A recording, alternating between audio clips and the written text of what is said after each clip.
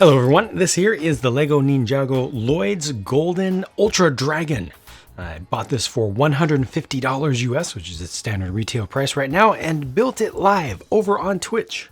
This set has 989 pieces and comes with 9 minifigures plus a little throne on the side. We'll look at all of these separately later on. First though, let's focus on the dragon itself, and I'll throw a random minifigure in there for the sake of consistent scale as we look at this from some different angles so you can see not only its length, but its overall shape. Look at this, the shape of the body, how rounded it is and how it's got that dragon scale texture on the front of it. This does have wings that are semi-mechanical or semi-bony, I guess. You know, they're not fully filled in. We'll look at that more closely later on. I like the stance. Yeah, it has a very modern animal kind of stance. It looks very proud, and the overall shape of it, the silhouette as viewed from the side, I think is very satisfying to behold, to look at. It's got a tail. You can see a lot of articulation that's, you know, available through many joints throughout this. Looks pretty good around the back as well, but not so much down at the roots of the wings. I think that's the weakest part of this on the whole. Let's take a look at those heads though. These represent the elementals. So you got lightning here, fire, earth, and ice. I personally see more lightning in this than I do here, especially since they're using the same head mold. And to me, just the light blue looks, I don't know, just feels more like an electrical thing to me. Also, just the shaping here, and I think the graphic design doesn't really scream electricity and lightning bolts, just in my personal opinion. As you can see, there are two different types of upper head molds that are used. So this is one, this is another, just different shapes there. These are, of course, printed. There were no stickers used in this set whatsoever. And then there's this this other piece that's used for the jaw, which is one of two lower jaws used here.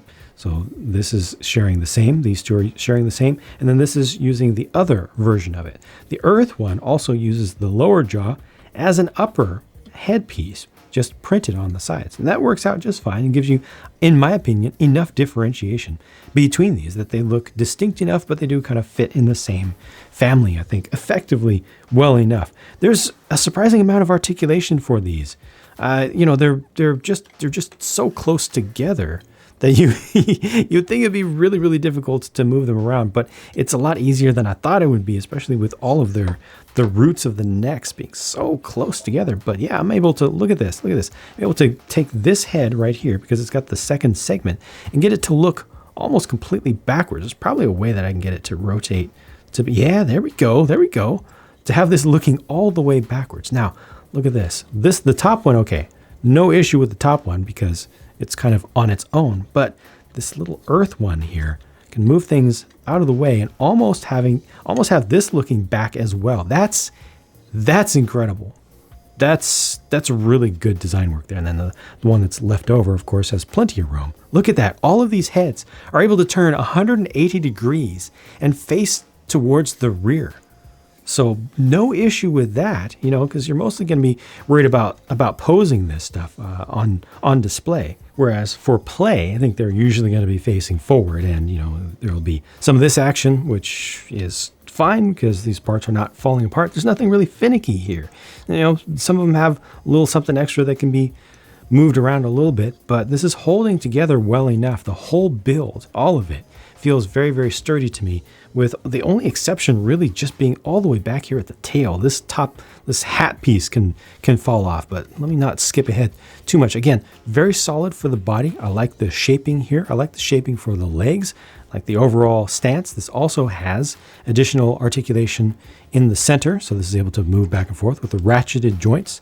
That's good. And then as you come farther back on the tail, this is able to go up and down quite a bit or rotate around like so. And when you rotate it, it gives you access to this being able to twist around to the side. This can also rotate itself, and this can rotate here. You've got that large macaroni piece used here. And yeah, that's about it. You know, interesting T-shaped tail there. I think the round bit here feels just a little bit out of place, but I understand the desire to keep a little bit of bulk and then just turn it upwards a little bit or have a little bit of curve in there. Just it doesn't quite fit as well to me, you know, just for the sake of the standards going through this or the pattern that's there. This leg is able to move forward and back, and you also have the ability to articulate the toes around just a little bit, just to make them look a little bit better. And the ankle obviously is on a ball joint that has plenty of range of motion. And then you move up to the front legs, which are the ones holding most of the weight of this, since it has, all the necks and the heads sticking out there, and the relatively solid body itself, main torso. This is able to go, whoops, that was entirely my fault. I just put too much pressure on it. I'll bring that piece back, but this is able to go forward and backward. There's just enough clearance under here. I think it might be touching a little bit, but I'm okay with that. So this is able to go forward and backward. It's also able to splay in and out a bit, but there's a limitation to the amount of range you get there. There's no articulation at the elbow, which completely makes sense to me for this. That has to hold itself in place. Something needs to be rigid. And then once again, the feet are able to move around, and the feet are just mirrored left to right. Same build is used front and rear. I've intentionally put off talking about the wings because they have a really, really nice geared mechanism that's interestingly easy to remove as well. So look at this. Rotate, rotate, rotate, rotate. Bring these in together, open them up. Really, really interesting how this works right in here using the quarter ring gear and then a tire. So around this side, you can see a tire right there. It's connected to this spinner top, which is absolutely appropriate. And it's in friction. It's in contact with the outside of this. So it's able to slip. So it acts as a clutch as well. There's not too much normal force between the two, but it just does the trick. Got these old pieces that were used from Bionicle back in the Bull Rock days. Is that where those came from? It's really nice. It's very satisfying to build, very satisfying to see that come together, and feels nice and smooth to operate it. However, I don't like how these two cross here, and I really don't like the fact that with that bone structure where you have the ability to essentially fold the bones together, there's no skin in between. There's no wing in between. They didn't go with a cloth wing set for this. It feels like a perfect opportunity to use cloth wings, or at least to make things more complex out here, because honestly, these wings look small. They look small for the whole thing. It's a large dragon, and a grand dragon at that, and the gold and everything, this being kind of like the top of the line dragon of dragons, I would have wanted to see definitely way more in the way of wings here. This is deluxe here. This is worthy. That mechanism is, but what we've got going on out here is not, in my opinion. It just kind of falls apart. Also, wings are the last things that you build, and I mentioned that these are easy to take off. Yeah, really easy to take off. Before I had those wings on there, I spent quite a fair amount of time looking at the dragon like this, and it almost looks more complete like this to me. Like, you can see the necks, just how they extend out. You can see how the white moves through the center line here and then expands out into the necks, to the bases of the heads, and just, it looks more purpose built. It looks like this is the way it wants to be. You can see the shoulders, it looks stronger to me like this. I just think that this is more likely how it should have been. Either that, or they should have done something much nicer for the wings. But the wings kind of, as they are, hold it back and take away some of the eliteness of it, the royalness of it, and the complete end-to-end package, single design feel of it.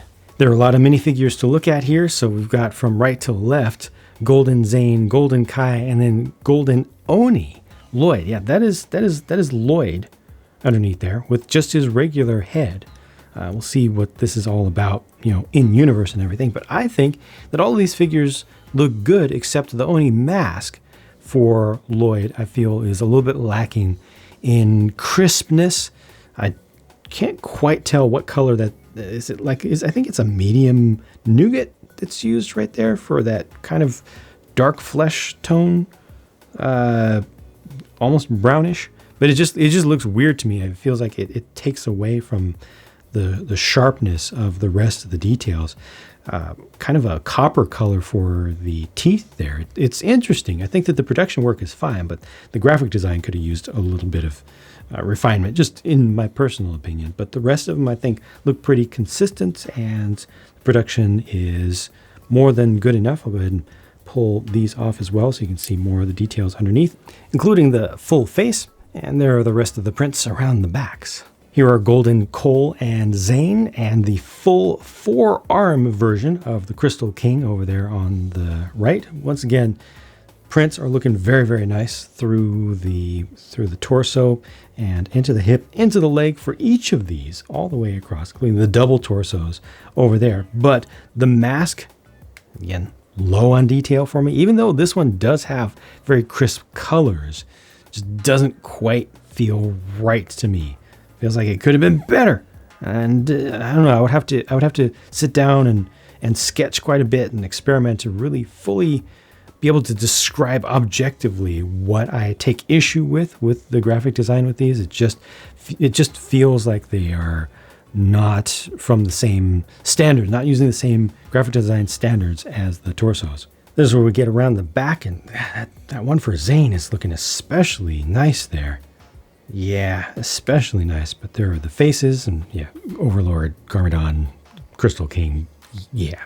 And then here are 2 Vengestone Brutes and 1 Vengestone Warrior. These are built correctly per the instructions and per the parts included in each of the bags. There's no chance to mix them up, but as you can see, the middle one here, these are both supposed to be Brutes, but one of them has just the single transparent arm, and that does not match what's in the, or what's shown on the box art. Well, depending upon which part of the box art you look at, one of them shows these two having these same weapons, but identical torsos, both with the double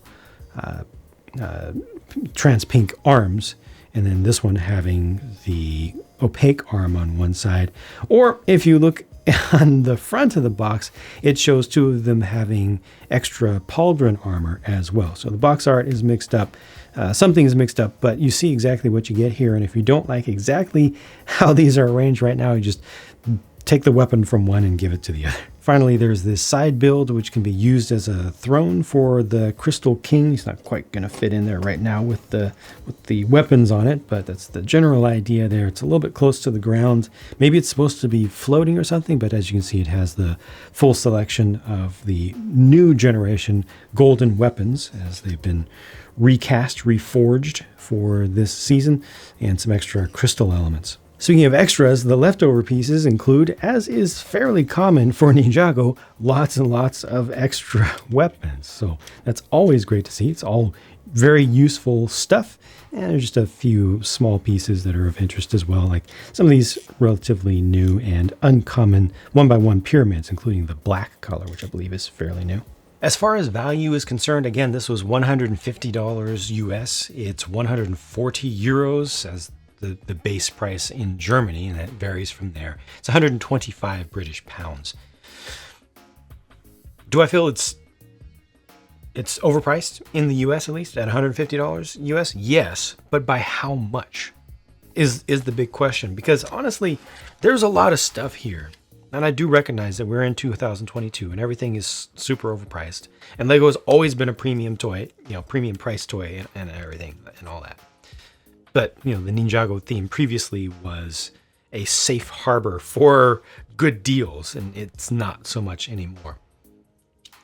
Even considering all of that, I do still feel like it's overpriced. But I don't think I feel it's as overpriced as I thought before I got it in person. And I don't think it's as overpriced relative to market conditions today as a lot of folks are saying that it is. I could easily see this selling for $120 US, probably even $130 US. And that would just feel like, oh, yeah, Lego's really expensive. Yep, but at least it's good. And what you don't see is what I can feel is the weight here. It's pretty solid and it's swishable. You can grab it even from way back here in the little skinny area, and that might actually be a thing. for for getting. I don't know if that was intentional, but that might actually be useful for play. Hey, that's kind of cool, actually.